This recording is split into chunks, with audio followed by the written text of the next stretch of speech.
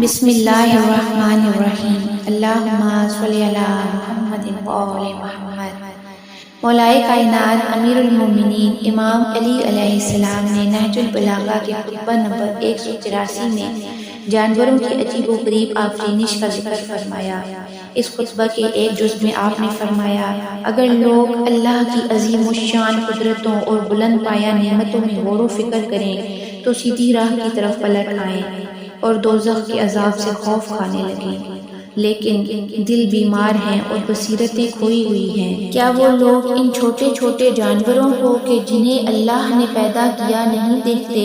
کہ کیوں کر ان کی آفرینش کو استحکام بخشا ہے اور ان کے جوڑوں کو باہم استواری کے ساتھ ملا دیا ہے اور ان کے لیے کان اور آنکھ کے سوراخ کھول دیے ہیں اور ہڈی اور کھال کو پوری مناسبت کے ساتھ درست کیا ہے؟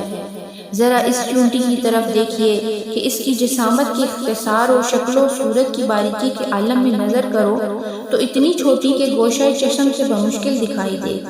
اور نہ فکروں میں سمائے۔ دیکھو تو کیوں کر زمین پر رینگتی پھرتی ہے اور اپنے رزق کی طرف لپکتی ہے اور دانے کو اپنے بل کی طرف لیے جاتی ہے اور اسے اپنے قیام گاہ میں مہیا رکھتی ہے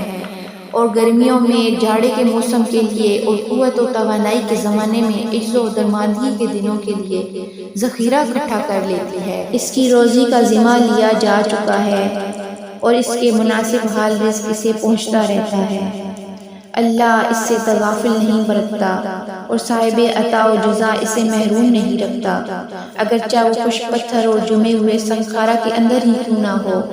اگر تم اس کی خزاں کی نالیوں اور اس کے بلند و پست حصوں اور اس کے خول میں پیٹ کی طرف جھکے ہوئے پسلیوں کے کناروں اور اس کے سر میں چھوٹی چھوٹی آنکھوں اور کانوں کی ساخت میں غور و فکر کرو گے تو اس کی آفرینش پر تمہیں تعجب ہوگا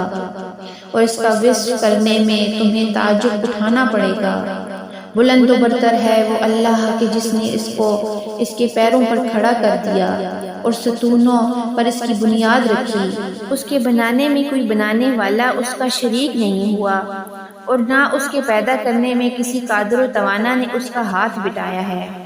اگر تم سوچ و بچار کی راہوں کو طے کرتے ہوئے اس کی آخری حد تک پہنچ جاؤ تو عقل کی رہنمائی تمہیں بس اس نتیجے پر پہنچائے گی کہ جو چونٹی کا پیدا کرنے والا ہے وہی کھجور کے درخت کا پیدا کرنے والا ہے،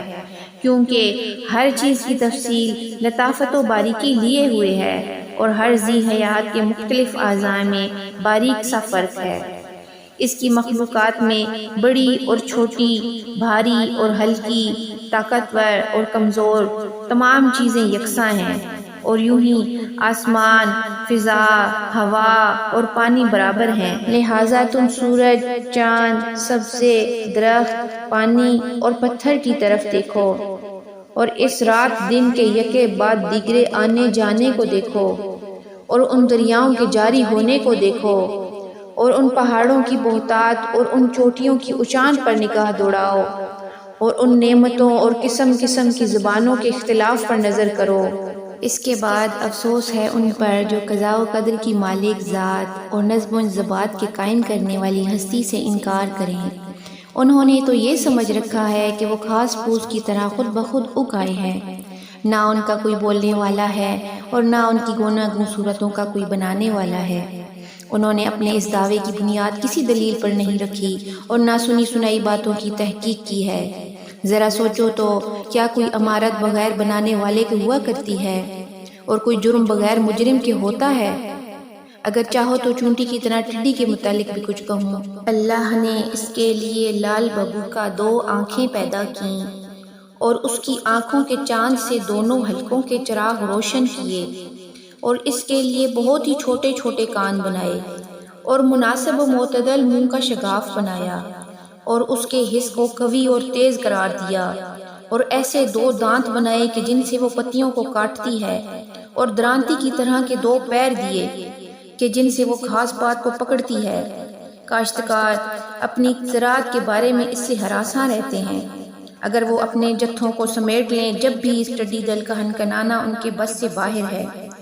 یہاں تک کہ وہ ان کے کھیتوں پر ٹوٹ پڑتا ہے اور ان سے اپنی خواہشوں کو پورا کر لیتا ہے۔ حالانکہ اس کا جسم ایک باریک انگلی کے بھی برابر نہیں ہوتا۔ پاک ہے وہ اللہ کی ذات کہ جس کے سامنے آسمان اور زمین میں کوئی بھی چیز خوشی یا مجبوری سے بہر صورت سجدہ میں گری ہوئی ہے،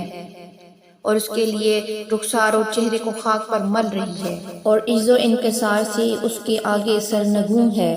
اور خوف و دہشت سے اپنی باغ دوڑ اسے سونپے ہوئے ہے۔ پرندے اس کے حکم کی زنجیروں میں جکڑے ہوئے ہیں، وہ ان کے پروں اور سانسوں کی گنتی تک کو جانتا ہے، اور ان میں سے کچھ کے پیر تری پر اور کچھ کے خشکی پر جما دیے ہیں، اور ان کی روزیاں معین کر دی ہیں، اور ان کے انواع و اقسام پر احاطہ رکھتا ہے کہ یہ کوا ہے، یہ عقاب ہے، یہ کبوتر ہے، یہ شتر مرغ۔ اس نے ہر پرندے کو اس کے نام پر دعوت وجود دی اور ان کی روزی کا ذمہ لیا، اور یہ بھاری بوجھل بادل پیدا کیے کہ جن سے موسلا دھار بارشیں برسائیں، اور حصہ رسدی مختلف سرزمینوں پر نہیں بانٹ دیا، اور زمین کو اس کے خشک ہو جانے کے بعد تر بتر کر دیا، اور بنجر ہونے کے بعد اسے لہلہاتا ہوا سبزہ اگا دیا۔